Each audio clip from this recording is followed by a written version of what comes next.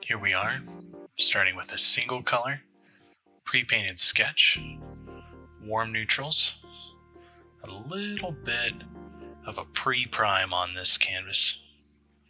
I'm going to add in a little bit of white pigment. It's neutralized just barely. And then removing just a little bit of the pigment to provide some soft edges.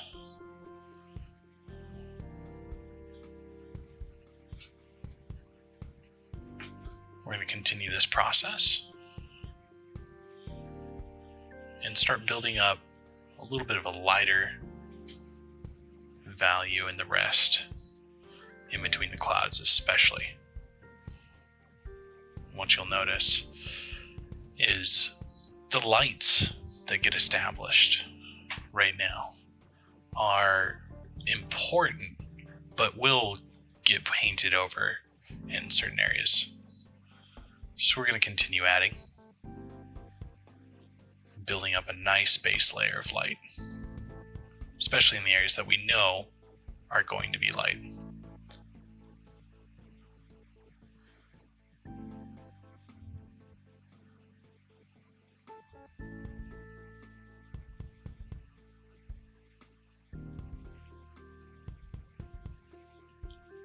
Coming in, establishing specific areas of the painting, making decisions on where the clouds should end, where they should start, going in there and wiping periodically gives some nice variation, so it's not all brush strokes. It gives things a real natural feel.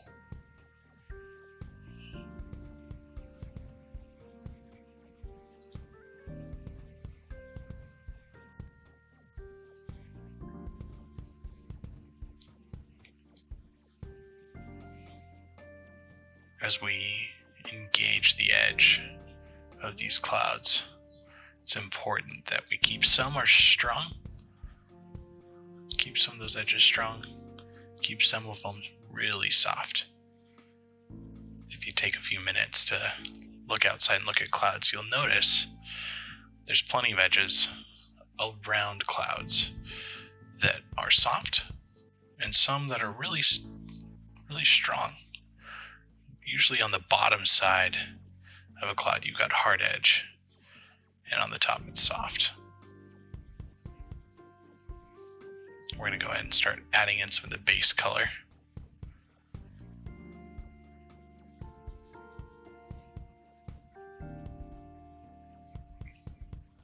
Same thing as we add in this base color of this light blue. We want some edges soft, some hard.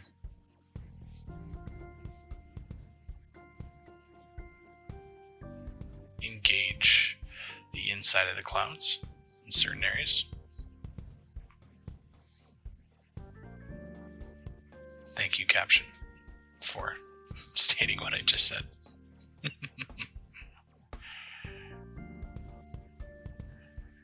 Getting in there and looking at a closer look of what's going on here.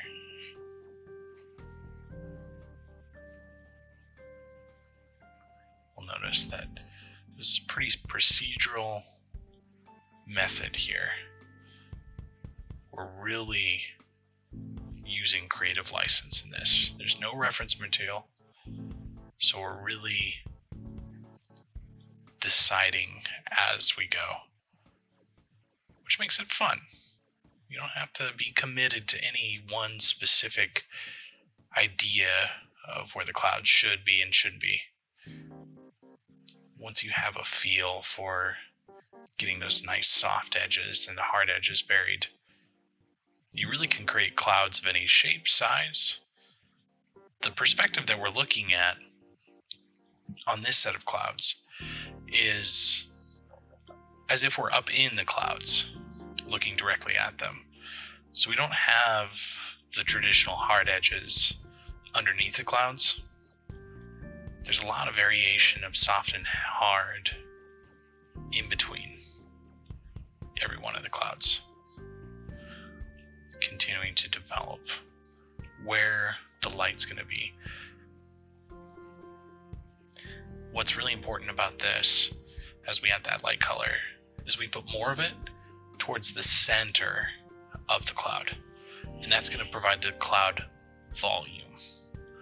If there's slightly darker tones on the edges, just slightly, doesn't need to be really expressed, you're going to get that sense that the clouds are more dense in the center, which visually, that's what you see when you look at clouds.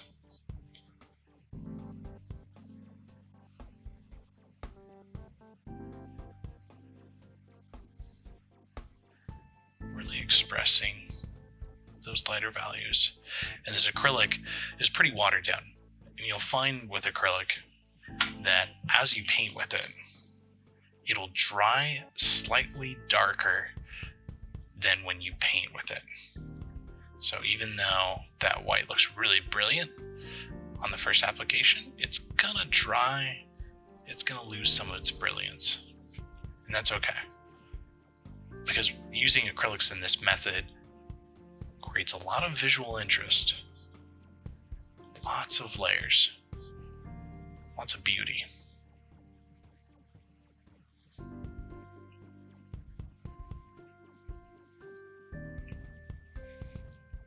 Let's take a closer look here. So we've got plenty of application going down fast. And I'm letting my brush dry as I paint. And once I've noticed that most of the pigment has exited the bristles, I'll start doing the edges, because that'll give that soft edge. Now, say goodbye to some of that blue. We're going to go ahead and put white back in, but we're going to leave an edge of the blue around the clouds.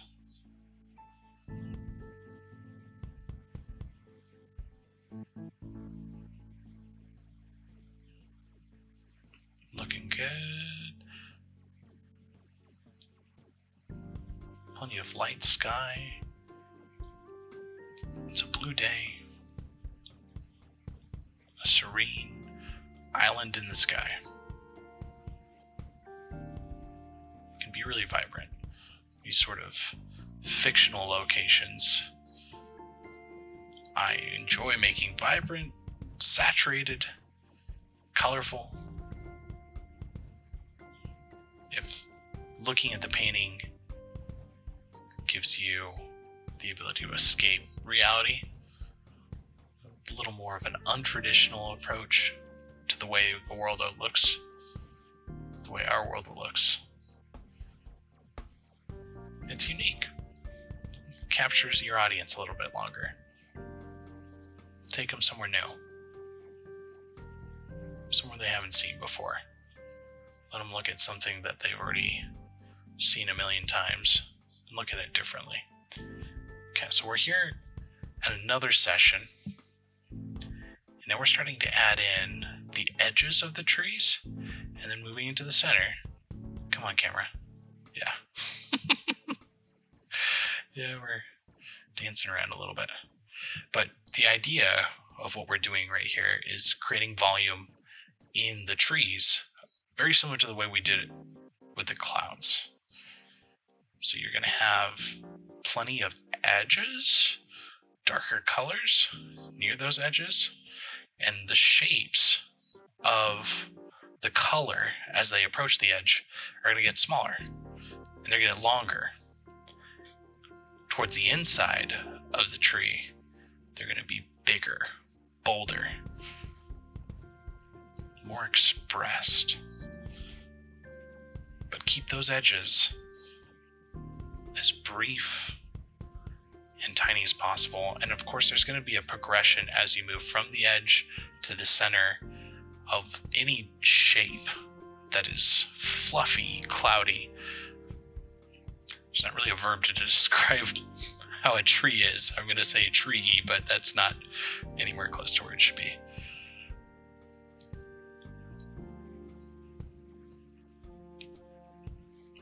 Verbally speaking.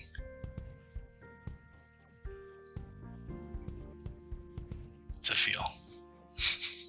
Very treaty. Same idea. Nice method here. Adding plenty of variation. Letting my hand pick up on what's already there in variation and just bringing some of that out. The more you do this, the more your eyes will pick up on the patterns, and the faster you'll be able to apply the paint and keep up with this method of creating volume, creating depth without reference material. I highly recommend that you start with reference material. You'll learn from looking at it, studying it.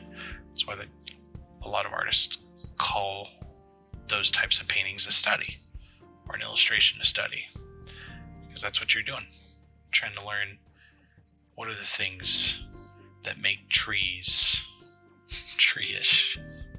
What is the suchness of a tree? What's the suchness of a cloud?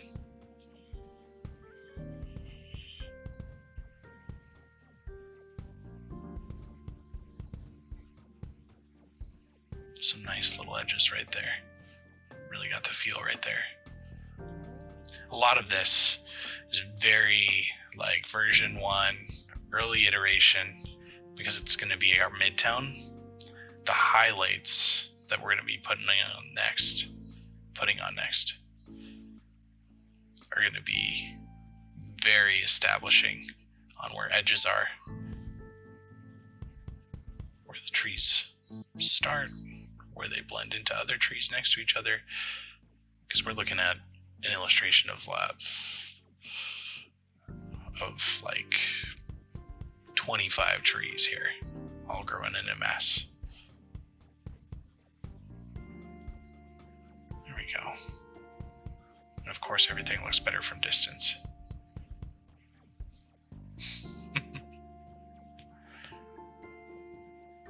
Okay, so mixing up a little bit of a lighter green, plenty of yellow. Keep your green green. You'll find that mixing blue and yellow together with acrylics will yield a pretty good green, but if you can get a green that's already pre-mixed from a kind of material perspective, in the way that those chemicals are synthesized to make those pigments, it's better to just use the green straight out of the tube when you're looking to make something saturated. If you're looking for good neutral colors, it's okay to mix blue and yellow together to get green.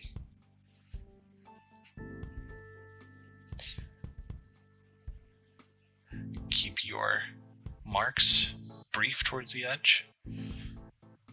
Group them up as they get towards the center.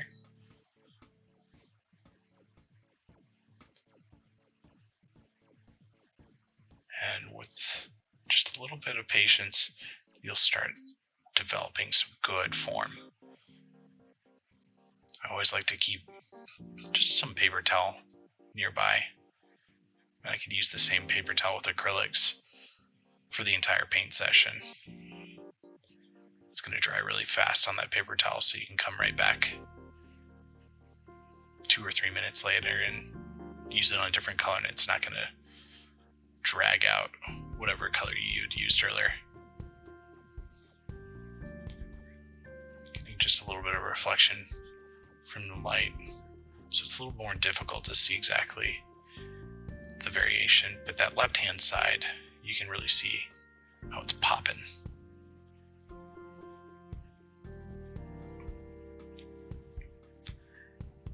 Continue your application. Have fun with this. Think about where the animal's going to hang out in these trees. Where are good places that they can make their home.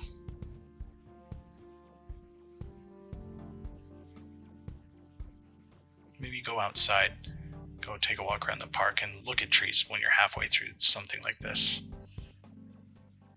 Use that as your inspiration. Take some photos. Bring them back.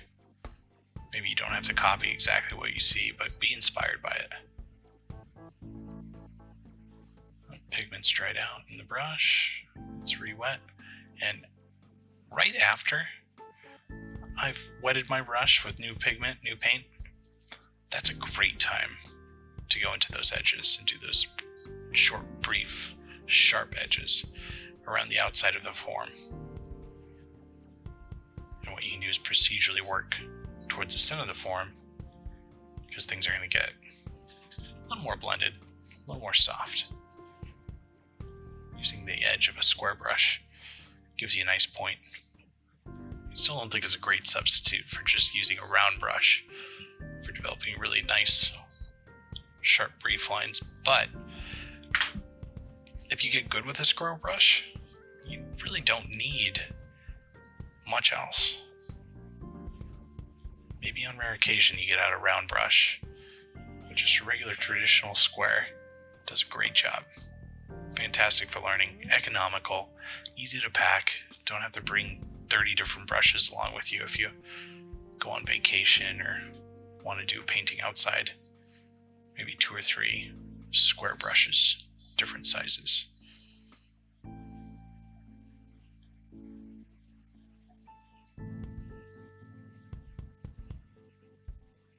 I'm going to try to break up this band that's going from the top of this tree here. There we go. Kind of blended it in with the others.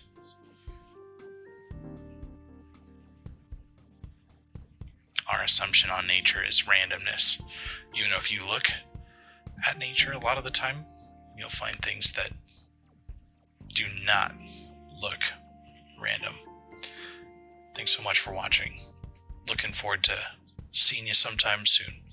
Of course, like and subscribe if you want more videos like this.